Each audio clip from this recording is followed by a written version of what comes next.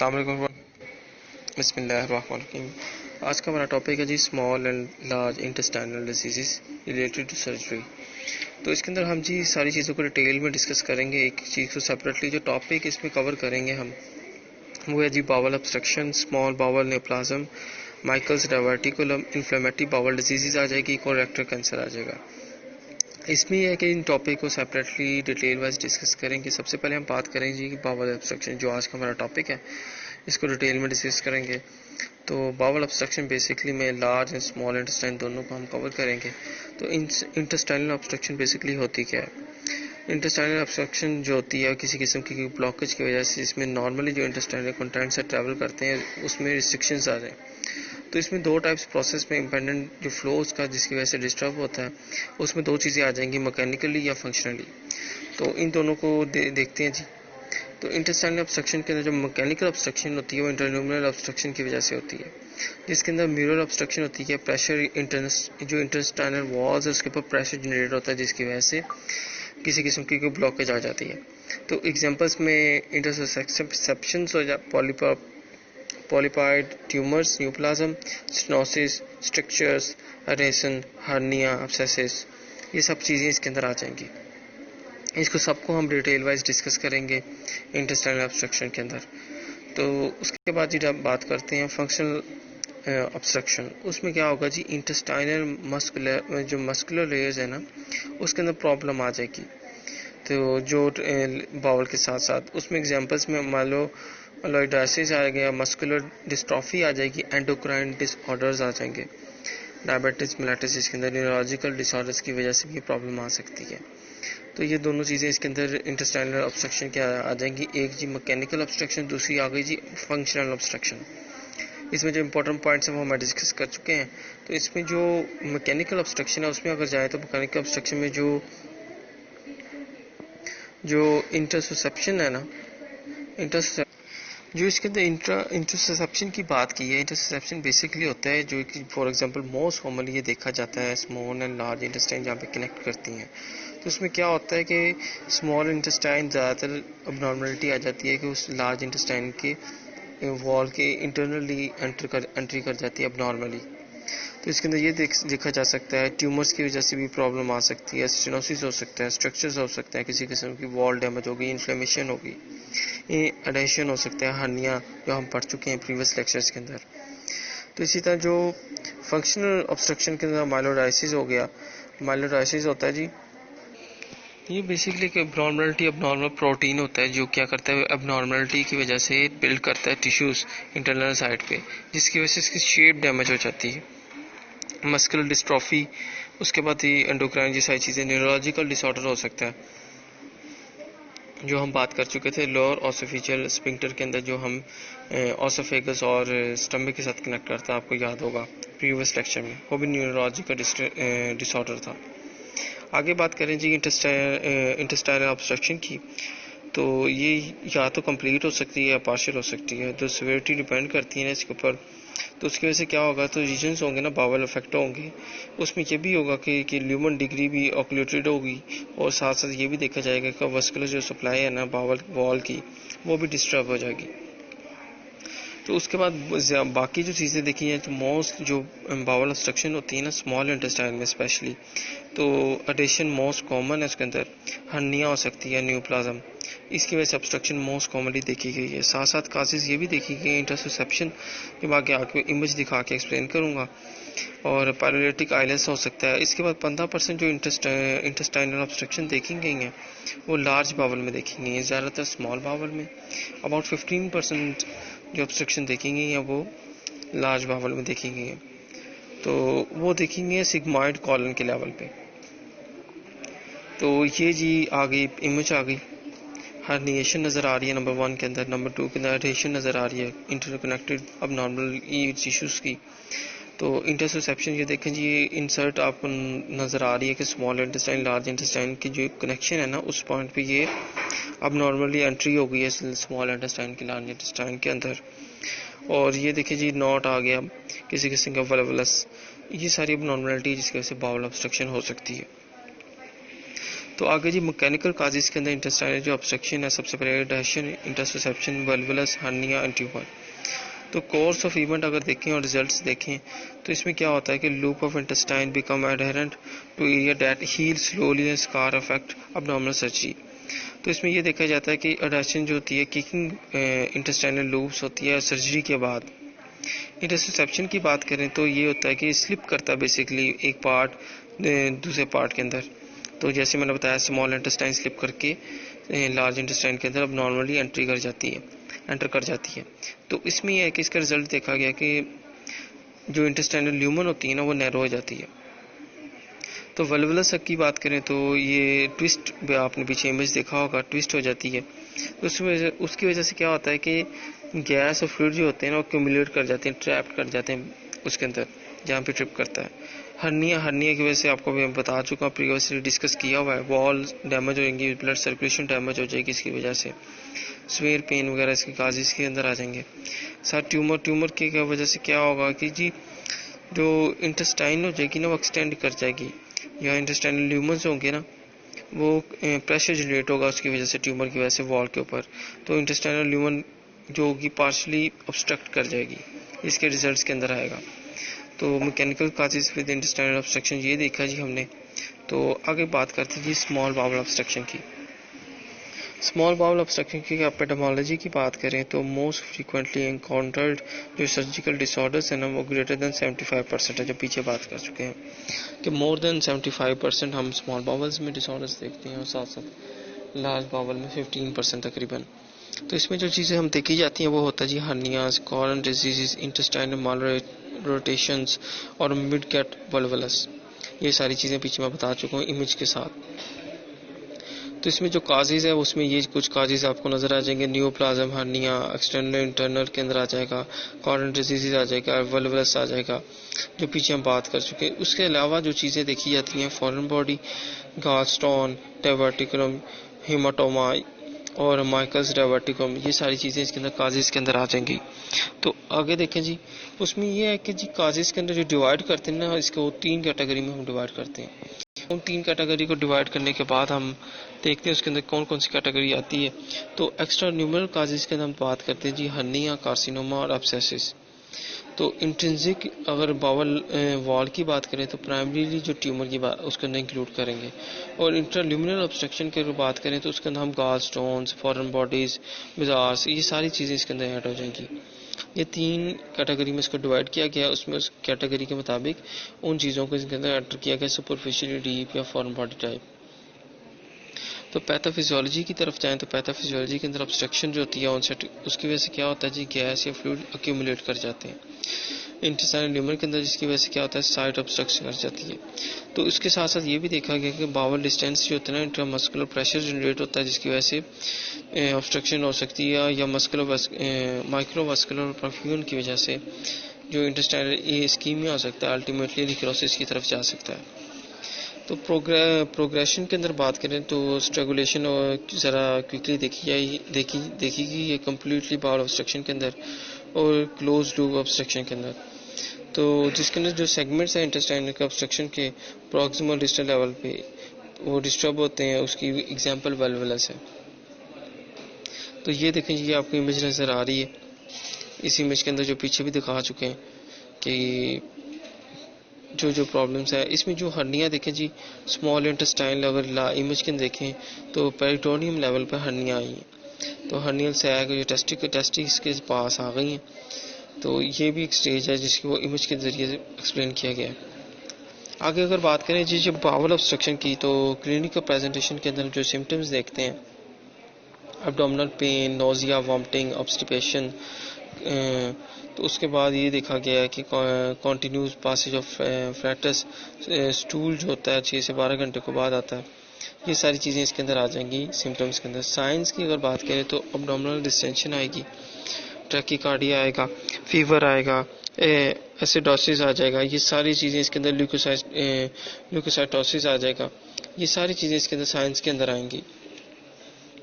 तो उसके बाद ये भी है कि अगर आप क्लिनिकली इसको चेक करें तो बर्जिमी साउंड्स इसके अंदर बारबरजिमी जो साउंड होता है ना, अगर आप स्टेथोस्कोप के ज़रिए फील करें या एग्जामिन करते हैं कि अब्डोमिनल लेवल पे ना बाय हैंड हिट करके विद वन फिंगर पोस्टीरियरली इसको हिट करते हैं, तो उसके ज़रिए ये इसका साउंड सुन के अंदाज़ा लगाया जाता है कि किसी किस्म के ऑब्स्ट्रक्शन की सिम्टम्स के अंदर नहीं।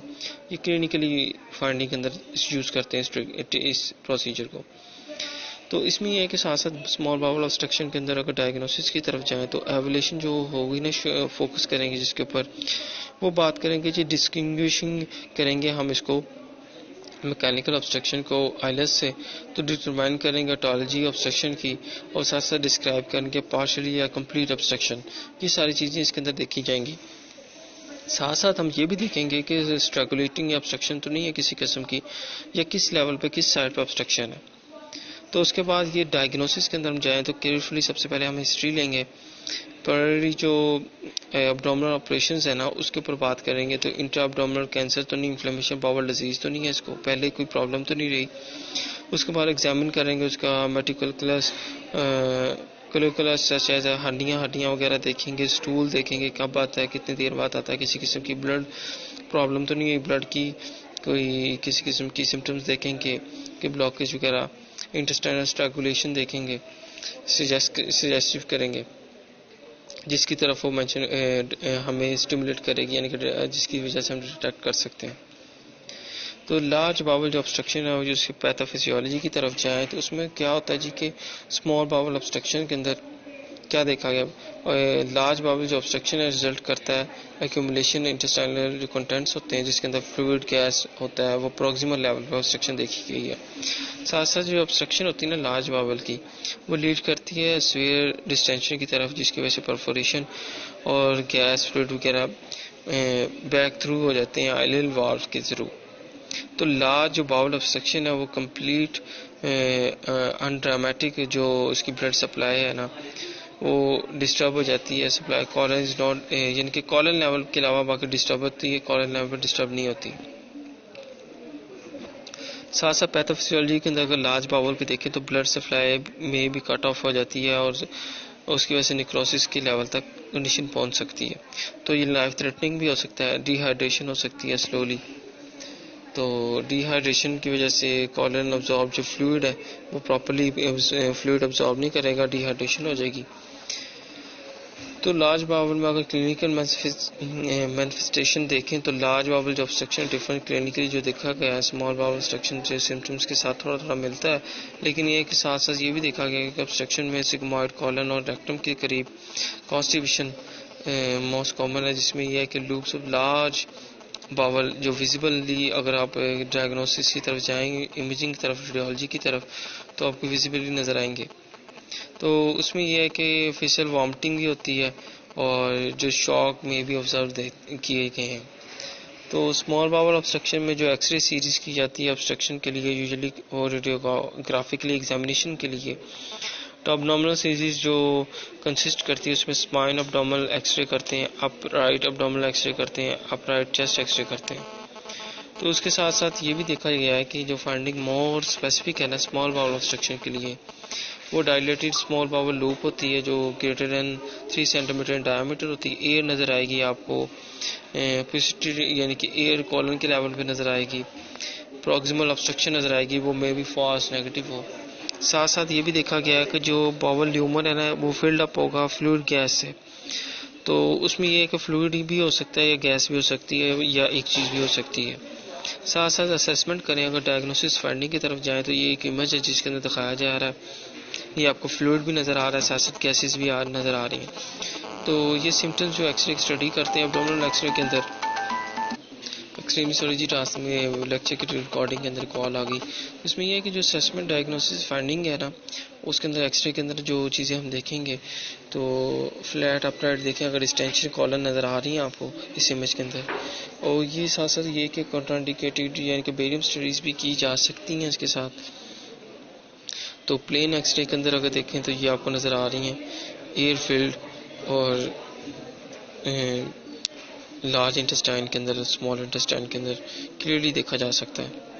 तो स्मॉल बाउल ऑब्स्ट्रक्शन के अंदर जो सीटिंग ऑफ अब्डोमेन किया जा सकता है, साथ साथ फाइंडिंग जो इंक्लूड करती हैं वो करती हैं डिस्क्रीट ट्रांजिशन जोन के पास। और साथ साथ ये भी देखा गया कि इंट्राल्यूमर कंट्रास्ट और स्ट्रेगुलेशन सजेस्ट की जाती है, यानी कि thickening of the bowel wall देखी जाती है, पोर्टर वेनस गैसेस देखी जाती है, मेसेंटेरिक हैजीनेस देखी जाती है। तो ये सारी चीज़ें इसके अंदर इंक्लूड होती हैं। अगर सिटी स्कैन के अंदर ज़्यादा ग्लोबली इवेलुएट करेंगे तो उसके अंदर क्या करता है जी के रिवील करते हैं इसकी ऑटोलॉजी ऑब्स्ट्रक्शन की। तो ये कुछ सिटी इमेजेस हैं जिसके अंदर आप देख सकते हैं, ये एरो के साथ मेंशन किया हुआ है यहाँ पे। तो आगे देखें जी, ये देखें, ये कुछ सिटी इमेजेस अटैच की हैं इसके अंदर। तो स्मॉल बाउल जो ऑब्स्ट्रक्शन है, तो उस ऑब्स्ट्रक्शन के उसमें ये देखा गया कि अगर कंट्रास्ट स्टडी की बात करें तो जो स्मॉल बेरियम फॉलो थ्रू है उसके ज़रिए हेल्पफुल है हमारे लिए। वाटर सॉल्युबल कंट्रास्ट स्टडी करें गैस्ट्रोग्राफिंग के ज़रिए। तो एंट्रोग्लाइसिस के अंदर बात करें तो 200 to 250 ml बेरियम जो हम यूज़ करते हैं, साथ साथ थोड़ा थोड़ा बता रहा हूँ कि अगर हम डायग्नोसिस की तरफ जाना है तो इसको कोरिलेट करेंगे, साथ साथ इसको लेके चलेंगे। तो एंट्रोग्लाइसिस के अंदर रियली परफॉर्म किया जाता है एक्यूट सेटिंग के साथ। तो ग्रेड सेंसिटिव होती है इसके लिगेंड्स की, ये पार्शली स्मॉल ऑब्स्ट्रक्शन की वजह से। तो उसके बाद देखें जी, ये बेरियम स्टडीज है बॉडी में फॉलो थ्रू के साथ किया हुआ। ये देखें यहाँ पे नर्विंग नज़र आ रही है जहाँ पे एरो है, ये देखें यहाँ पे प्रॉब्लम है, ऑब्स्ट्रक्शन हुई हुई यहाँ पे क्लियरली ऑब्स्ट्रक्शन नज़र आ रही है आपको। ये भी बेरियम फॉलो थ्रू के ज़रिए इमेज लिया गया है प्रोसीजर के ज़रिए। तो ये सर्जिकल, ये देखें, ये कि मैंने आपको बताया था कि पीछे इंटरसेप्शन की ये एग्जांपल है। तो इसमें लार्ज स्मॉल इंटेस्टाइन देखें, स्लिप की हुई स्मॉल इंटेस्टाइन। तो उस बाउल ऑब्स्ट्रक्शन की तरफ जाए तो उसकी जो थेरेपी है, उसके फ्लूइड रिसैटेशन, उसके अंदर ये होगा कि एनजी ट्यूब जो इवैक्यूएट करेंगे फ्लूइड या किसी किस्म की एयर को रिमूव करने के ज़रिए किसी ये एक प्रोसीजर होता है जिसके अंदर हम जब ट्यूब के ज़रिए हम जो एयर या फ्लूइड है उसको रिमूव कर सकते हैं, कैथेटर। ये प्रोसीजर हम डिस्कस कर चुके हैं प्रीवियस लेक्चर के अंदर। तो सेंट्रल वेनस जो पल्मोनरी आर्टरी कैथेटर मॉनिटर करता है, इसके साथ साथ अगर नेसेसरी हो तो बोर्ड स्पेक्ट्रम एंटीबॉडीज़ भी दी जाती हैं। और स्टैंडर्ड थेरेपी के अंदर जो बाउल ऑब्स्ट्रक्शन है वो एक्सपेडिटिशियस स्ट्रेटजी जो जिसके साथ एक्सेप्टेशन ऑफ स्पेसिफिक सिचुएशन होती है। तो आगे थोड़ा साथ साथ आईलेस को भी डिस्कस कर लेते हैं। तो इसके अंदर देखा गया है कि जो कैरेक्टराइज की जाती है आईलेस को, तो इंटेस्टाइनल ऑब्स्ट्रक्शन के अंदर जो देखी गई हैं, लेकिन ये है कि ये करेक्ट भी हो सकती है अगर आप इंसाइटिंग फैक्टर्स को प्रॉपर्ली सेटल डाउन हो जाए। तो ये टेम्परेरी भी हो सकती है इसके अंदर ऑब्स्ट्रक्शन, या जनरली जो देखी गई है रिवर्सिबल भी हो सकती है, लेकिन ये परमानेंट स्टेज पे भी अगर जा सकती है। अगर इसकी पैथोफिजियोलॉजी की तरफ जाएं तो मोस्ट फ्रीक्वेंटली इनकाउंटर्ड जो फैक्टर किए जाते हैं वो अब्डोमिनल ऑपरेशंस के अंदर इन्फेक्शन, इन्फ्लेमेशन और इलेक्ट्रोलाइट अब्डोमिनलिटी और ड्रग्स, ये सारी चीज़ें इसके अंदर इंक्लूड होती हैं। तो सर्जिकल स्ट्रेस इंड्यूसिस की वजह से, इन्फ्लेमेटरी रिस्पॉन्स और इमिडिएटरी रीजन्स की वजह से, एनेस्थेटिक और एनाल्जेस्टिक इफेक्ट्स की वजह से अब्डोमिनल ऑपरेशंस किए जाते हैं। तो इन्फेक्शन, इन्फ्लेमेशन की वजह से viral infection such as those associated with CMV and EBV, electrolyte abnormality, की सारी चीज़ें पैथोफिजियोलॉजी के अंदर आएंगी। तो डायग्नोसिस की तरफ जाएं तो रूटीन पोस्ट ऑपरेटिव आईलेस, उसके अंदर ये होता है कि एक्सेप्ट किया जाता है, रिक्वायर किया जाता है, डायग्नोसिस एवेल्यूएट नहीं की जाते, लेकिन आईलेस को परसिस्ट किया जाता है 3 to 5 डेज के लिए। तो उसके अंदर पोस्ट ऑपरेटिव या एब्सेंस ऑफ अब्डोमिनल सर्जरी या डायग्नोसिस एवेल्यूएट किए जाते हैं अगर ज़रूरत पड़े। तो उसमें रूल आउट किया जाता है कि मैकेनिकल ऑब्स्ट्रक्शन है तो वांड उसके अंदर, यानी कि अगर किसी किस्म की मैकेनिकल ऑब्स्ट्रक्शन है ये देखा जाता है। और साथ साथ ये भी देखा जाता है कि पेशेंट मेडिकेशन जो लिस्ट है वो भी देखी जाती है कि पेशेंट कौन कौन सी मेडिसिन ले रहा है, तो उसके साथ एसोसिएट तो नहीं कर रही इंटेस्टाइनल मोर्टेलिटी के साथ। साथ साथ ये भी देखा गया है कि जो मेजरमेंट लिया है सीरम की इलेक्ट्रोलाइट के ज़रिए, तो उसको डेमोस्ट्रेट किया जाता है हाइपोक्लेमिया के साथ। तो हाइपोक्लेमिया, हाइपोमैग्नीशियमिया, ये सारी चीज़ें इसके अंदर आएंगी, इलेक्ट्रोलाइट अब्नॉर्मलिटी वगैरह। तो अब्डोमिनल रेडियोग्राफी की तरफ जाए तो सीटी स्कैनिंग यूज़ की जाती है इसके लिए, जो बेस्ट चॉइस है डेमोस्ट्रेट करने के लिए इसको, इंट्रा अब्डोमिनल अब्सेस को जो एविडेंस प्रोवाइड कर सके सेप्सिस वगैरह आईलेस की, ये सारी चीज़ें इसके अंदर आएंगी। ठीक है जी, आज का हमारा टॉपिक जो हमने पढ़ा उसमें जो लास्ट स्लाइड है जी वो है इसकी थेरेपी। तो थेरेपी की तरफ जाएँ तो थेरेपी के अंदर जो चीज़ें हम देखी जाती हैं तो लिमिटेड करते हैं, ऑरल इनटेक को करेक्ट करते हैं, साथ अंडरलाइनिंग करते हैं इंसिडेंट फैक्टर्स को, नाइजोगैस्ट्रिक डिकम्प्रेशन को अगर अब वॉमिटिंग या डिस्टेंशन किसी किस्म की कोई प्रॉब्लम है। साथ साथ ये भी देखा कि कहीं फ्लूइड या इलेक्ट्रोलाइट तो एडमिनिस्ट्रेट करते हैं इंट्रावेनसली, और साथ ये भी देखा गया कि वायरलेस प्रोलॉन्ग करता है टीपीएन में रिक्वायर्ड हो अगर, तो सर्जरी में अवॉइड करते हैं जी आल पॉसिबिलिटी, अगर किसी के कोई प्रॉब्लम वगैरह ना आए इस वजह से सर्जरी को अवॉइड ही करते हैं। पार्किंनाटिक जो एजेंट होता है मेटोक्लोप्रामाइड और इथ्रोमाइसिन जो एसोसिएट करते हैं अगर प्योर एफिशिएंसी हो इसके साथ। ओके जी, आज का जो हमारा लेक्चर है वो हो गया कंप्लीट। होप सो आपको समझने में आसानी हो। ओके जी।